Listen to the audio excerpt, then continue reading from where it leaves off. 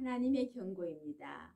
히브리서 11장 7절입니다. 믿음으로 노아는 아직 보지 못하는 일에 경고하심을 받아 경외함으로 방주를 예비하여 그 집을 구원하였으니 이로 말미암아 세상을 정죄하고 믿음을 좇는 의의 후사가 되었느니라. 창세기 6장 13절 14절입니다. 노아에게 이르시되 모든 혈육 있는 자의 강포가 땅에 가득하므로 그 끝날이 네 앞에 이르렀으니 내가 그들을 땅과 함께 멸하리라. 너는 잣나무로 너를 위하여 방주를 짓되 그 안에 간들을 막고 역청으로 그 안팎을 칠하라. 하나님은 노아에게 심판하실 것을 말씀하고 노아를 불러 방주를 지으라고 말씀하십니다. 방주를 만드는 것은 강포한 자들을 심판한다는 경고이었습니다. 율법도 하나님의 경고이었습니다. 모세가 하나님의 율법을 받기 위해 신의 산으로 오르려고 할 때 백성들이나 짐승이 산에 오르면 죽임을 당한다는 말씀을 듣고 백성들이 심히 두려워 떨었습니다. 모세도 떨었습니다. 왜 떨었을까요? 경고이기 때문입니다. 율법도 지키지 아니하면 광야에서 다 죽고 가나안에 들어가지 못한다는 경고입니다. 이 경고는 땅의 사람 모세가 경고합니다. 율법을 받아서 하나님의 백성들에게 전해주는 이것도 경고이었던 것입니다. 땅에서 경고한 모세 율법을 지키지 아니해도 광야에서 다 죽었는데 하물며 하늘로조차 경고한 자의 말씀을 듣지 아니하면 살 수 있겠느냐라는 뜻입니다. 히브리서 12장 25절에서 26절 말씀입니다. 너희는 삼가 말하신 자를 거역하지 말라. 땅에서 경고하신 자를 거역한 저희가 피하지 못하였거든. 하물며 하늘로조차 경고하신 자를 배반하는 우리일까 보냐. 무서운 말씀입니다. 하늘에서 경고한 말씀이 있습니다. 무슨 말씀입니까? 마태복음 17장 1절에서 5절 좀 깁니다. 엿새 후에 예수께서 베드로와 야고보와 그 형제 요한을 데리시고 따로 높은 산에 올라가셨더니 저희 앞에서 변형되사 그 얼굴이 해같이 빛나며 옷이 빛과 같이 휘어졌더라.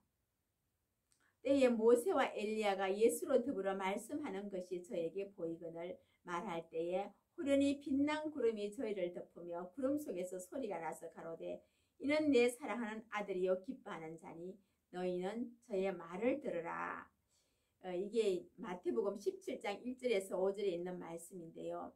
예수님이 세 제자를 데리고 높은 산에 올라가셨는데 얼굴이 해같이 변형되시고 옷이 눈같이 휘어졌다는 것입니다. 재림 예수님의 모습이죠. 그리고 엘리야와 또 모세가 등장하는 것은 엘리야는 들림받은 사람이고 모세는 순교자의 반열에 들어가는 사람들입니다. 이 사람들이 나타났다는 것은 재림 때의 첫째 부활의 모습입니다. 왕권을 받는 첫째 부활의 모습들이 이렇게 환상 가운데 나타났는데 이것은 재림 때의 일을 말씀하고 있는 것입니다. 이 재림 때에 하나님께서 하늘에서 음성이 들립니다. 이는 내 사랑하는 아들이요 기뻐하는 자니 너희는 저의 말을 들으라. 이렇게 말씀하죠. 이 세 사람 중에 하나님의 아들이 있습니다. 바로 예수 그리스도이십니다. 예수님께서 요단강에서 세례를 받으실 때 하늘에서 음성이 들렸습니다. 이는 내 사랑하는 아들이요 기뻐하는 자니 라고 말씀하셨죠. 예수님 보고. 마찬가지로 여기에서도 이는 내 사랑하는 아들이요 기뻐하는 자니 너는 저의 말을 들으라. 예수가 하나님의 아들인데 아들의 말을 들으라. 그런 뜻을 가지고 있습니다. 그러면 그 아들의 말이 어디에 있습니까? 그 성경에 기록이 되어 있습니다. 히브리서 1장 1절에서 2절 말씀입니다. 옛적에 선지자들로 여러 부분과 여러 모양으로 우리 조상들에게 말씀하신 하나님이 이 모든 날 마지막에 아들로 말씀하셨으니 하나님께서는 하나님 백성들에게 선지자들을 통하여 말씀을 증거해 주십니다. 말씀을 전합니다. 옛날에는 여러 부분과 여러 모양으로 많은 선지자들이 하나님의 말씀을 증거를 했는데 세상 끝에 마지막에는 아들로 말씀하신다. 아들이 선지자의 직분을 감당한다는 것입니다. 하나님께서 아들에게 말씀을 주어서 그 아들이 말씀을 증거하는 것이죠. 그래서 그 말씀이 바로 계시록이라는 것입니다. 계시록 1장 1절입니다. 예수 그리스도의 계시라. 이는 하나님이 그에게 주사 속히 될 일을. 그러니까 예수 그리스도의 계시록은 하나님이 아들 예수 그리스도에 주었다는 것입니다. 그래서 그에게 주사 속히 될 일이다. 이 계시록은 앞으로 되어질 일, 속히 될 일인데 종들에게 보이시려고, 하나님의 종들에게 보여주시려고 그 종 요한에게 보내어 지시하신 것이라. 이 종 요한은 사도 요한은 이 말씀을 이제 기록한 사람입니다. 그래서 이 요한 계시록이 아니라 예수 그리스도의 계시라 이렇게 말을 하는 것입니다. 이 계시록의 말씀이 열불 가진 짐승들과 짐승의 표를 받는 자에 대한 심판의 경고입니다.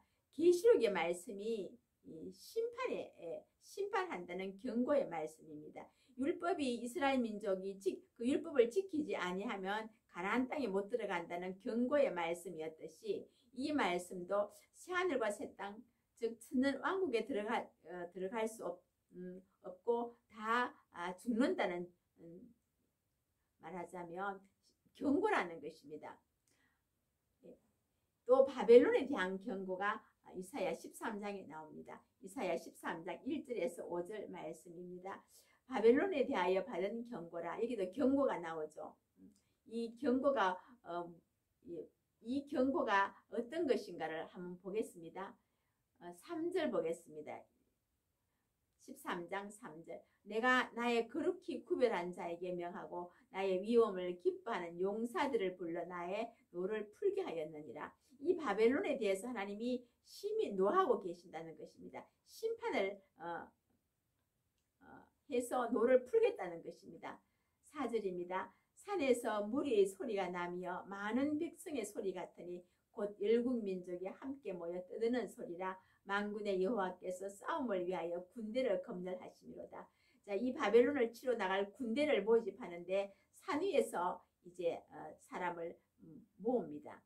높은 산에 올라가죠. 재림의 말씀이 있는 곳이 바로 높은 산입니다. 그래서 이 심판의 말씀이 있는 곳이 높은 산이죠. 그래서 그 심판의 말씀을 배우기 위해서 많은 사람들이 산 위에 모여 있습니다. 그래서 그 검열한다고 그러니까 이제 그 마귀를 이길 수 있는, 이 바벨론을 쳐서 물리칠 수 있는 용사들을 뽑기 때문에 아무나 가는 것이 아니라 검열을 해서 마귀와 싸워서 이길 수 있는 사람을 뽑기 위해서 그 소리가 시끄럽다는 것입니다. 막 떠드는 소리가 막 납니다. 자, 5절 보겠습니다. 무리가 먼 나라에서 하늘가에서 왔으며 곧 여호와와 그 진노의 병기라. 온 땅을 멸하려 함이로다. 그러니까 예수님 혼자 이 바벨론을 심판하러 가시는 것이 아니라 하나님의 종들과 함께 같이 가는데, 이 사람들이 이제 하나님 입맞은 종들이죠. 그래서 이 사람들이 어디서 왔는가? 하늘가에서 왔다. 땅끝 땅 모퉁이, 동방 땅끝 땅 모퉁이라는 성경 말씀이 있죠. 하늘가에서 왔으면 멀리서 왔다는 것입니다. 이 사람들이 바로 진노의 병기다. 이 사람들이 이제 마지막 그 바벨론을 멸망시킬 하나님의 진노의 병기라. 그래서 그때 이 바벨론만 멸망하는 것이 아니라 모든 짐승의 표를 받은 사람들과 열불 가진 짐승들, 마귀들도 잡아서 무저갱에 던지고 마지막 이 심판을 하는 사람들인데, 이것을 지금 하나님의 경고가 지금 떨어진 것입니다. 이 경고는 이 14만 4천 이 사람들이 세워지면 이제 이것이 심판하러 가겠다는 경고의 말씀이다 라는 것입니다. 오늘 말씀 여기까지만 드리겠습니다.